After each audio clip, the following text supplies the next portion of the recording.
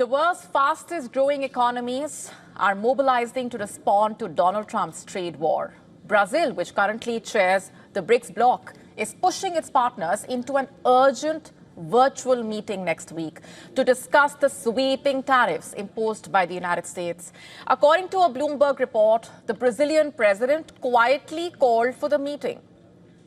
According to it, the aim is to address Trump's tariffs head-on and to rally support for multilateralism among the world's major emerging economies. It is important to note here that the call has not yet been officially announced.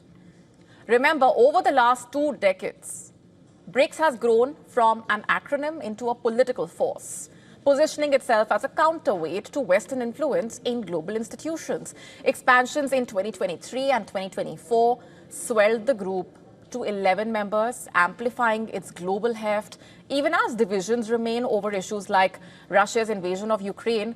Now, under Brazil's 2025 leadership, the bloc is trying to sharpen cooperation across the global south. Trump thrust Brazil into the center of his global trade war in July, threatening higher tariffs unless the country's Supreme Court halted the trial of the former President Bolsonaro on coup attempt charges. And when Brazil refused, Washington slapped a 50% tariff on Latin America's largest economy, reportedly. Airplanes and orange juice were exempted, but most sectors were not. And it's not just Brazil. The United States has leveled different tariffs against different BRICS members, making unity harder, but also giving the bloc a shared sense of urgency. Unity was the message sent out from the SCO summit in Tianjin, where the Indian Prime Minister, the Russian President, and the Chinese President stood together, handshakes, hugs, a clear signal that BRICS is central to shaping a multipolar world. And in the past, Trump has not been silent on his views on BRICS. Facing BRICS' rising influence, Donald Trump has dismissed the bloc as a quote-unquote little group. He says BRICS is trying to undermine the dollar. He has portrayed BRICS as a bloc that is anti-American and warned that its nations could face retaliatory tariffs.